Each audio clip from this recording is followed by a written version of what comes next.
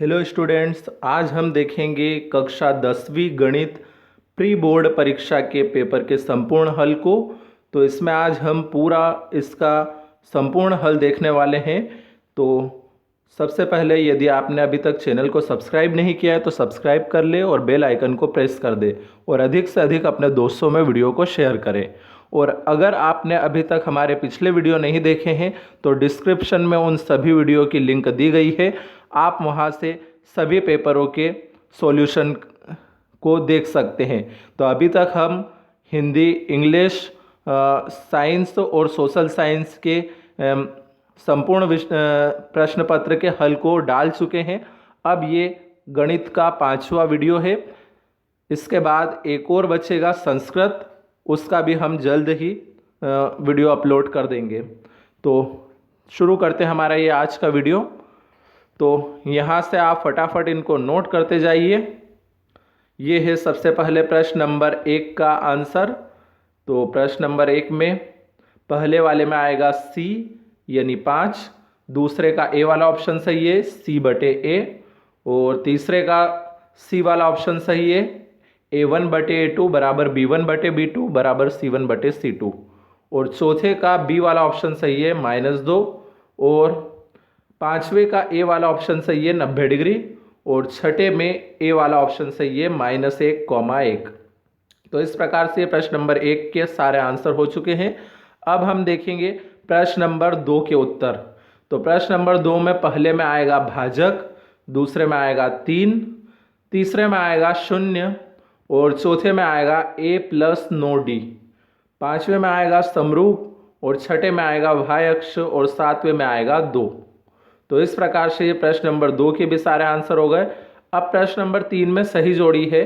तो इसमें sec² theta -1 के सामने आएगा tan² थीटा, cot थीटा के सामने आएगा 1/tan थीटा, 1 - sin² थीटा के सामने आएगा cos² थीटा, cot 30 डिग्री के सामने आएगा √3, cos 90 - थीटा के सामने आएगा sin थीटा, और cos 48 degree cosec 42 degree plus sin 48 degree sec 42 degree, इसके सामने आएगा 2।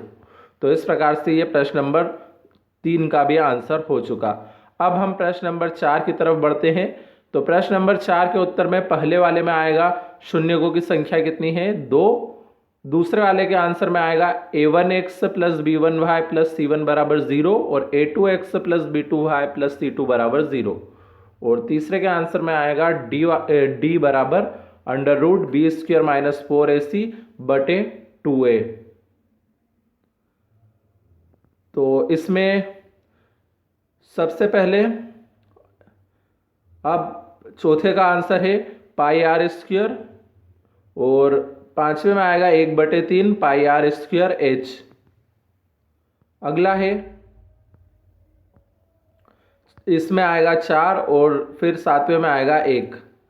अब है प्रश्न नंबर 5 का आंसर। तो इसमें पहले में आएगा सत्य, दूसरे में असत्य, तीसरे में भी असत्य, चौथे में सत्य, पांचवें में असत्य, और छठे में सत्य। तो इस प्रकार ये प्रश्न नंबर 5 के भी सारे आंसर हो गए। अब देखते हैं हम प्रश्न नंबर 6 का हल। तो आप यहाँ से ये प्रश्न नंबर 6 के पूरे हल को नोट कर सकते हैं। तो अब बढ़ते हैं हमारे 7वें प्रश्न की तरफ। तो प्रश्न नंबर 7 में ये रहा प्रश्न नंबर 7 का हल। तो प्रश्न नंबर 7 में अथवा वाले का हल है ये। तो ये यहाँ से आप इसको नोट कर सकते हैं। इसका कुछ हिस्सा अगर नहीं दिख रहा हो तो ये यहाँ से अब आप नोट कर लीजिए।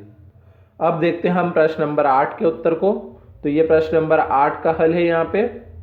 उसके बाद बढ़ते हैं प्रश्न नंबर 9 की तरफ।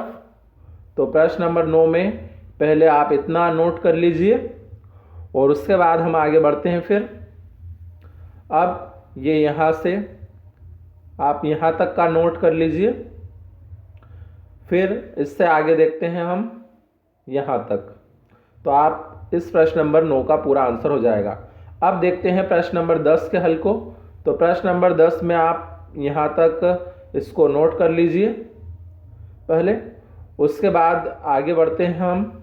इसी में यहाँ पे ये सूत्र लगा के इसको पूरा हल कर रखा है, तो आप यहाँ तक इसको नोट कीजिए, और उसके बाद हम देखते हैं इसकी बची हुई कुछ स्टेपों को ये यहाँ तक आप नोट करिए पहले, उसके बाद आगे बढ़ते हैं हम। तो ये आंसर आया k बराबर 0, तो यहाँ तक आपने नोट कर लिया होगा। अब बढ़ते हैं प्रश्न नंबर 11 की तरफ। तो प्रश्न नंबर 11 में आप पहले यहाँ तक का नोट कीजिए, उसके बाद हम बढ़ते हैं उससे आगे।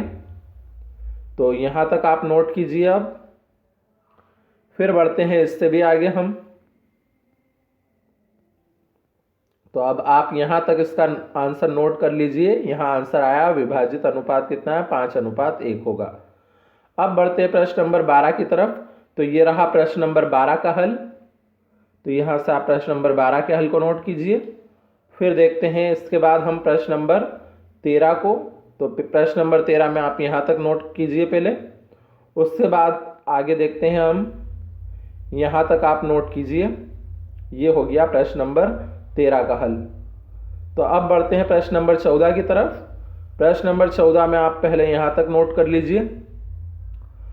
इसके बाद ये यहाँ पे ख़त्म हो चुका है इस प्रश्न का आंसर।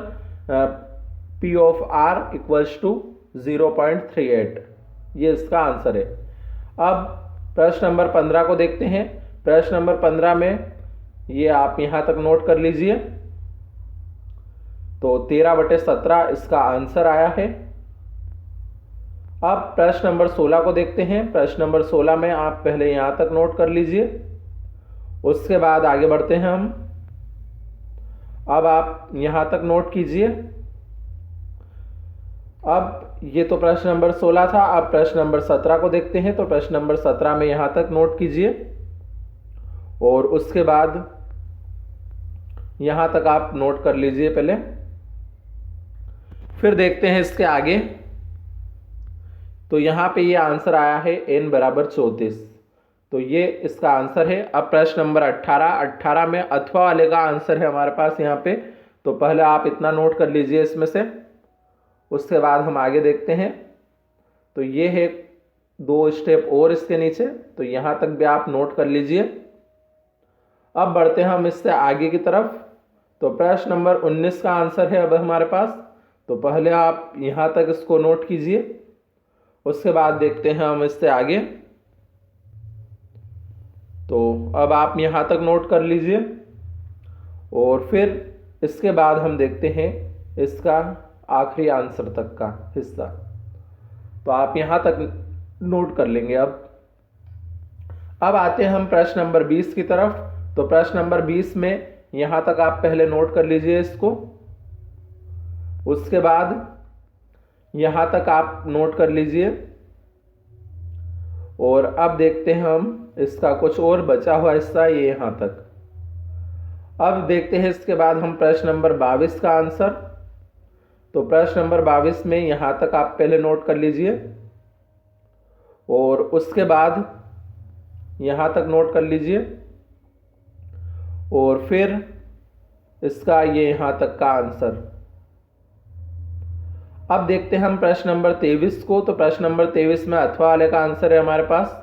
तो पहले आपने यहाँ तक नोट कर लिया होगा इसको, उसके बाद हम आगे बढ़ते हैं।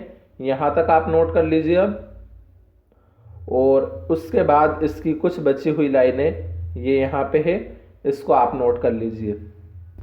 तो इस प्रकार से आज हमने 10वीं गणित का पेपर का संपूर्ण हल देख लिया है यहाँ पे।